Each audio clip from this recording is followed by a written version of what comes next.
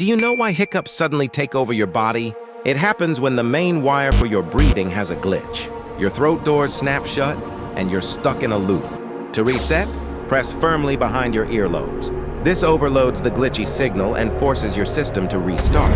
The hiccups shut down. Stop being a passenger in your own body. You ain't the driver, you are just a passenger. If you want to learn how to hack those systems and take back control, hit the subscribe button and join the colony, because in the next video, I'm showing you exactly how to flip the switch.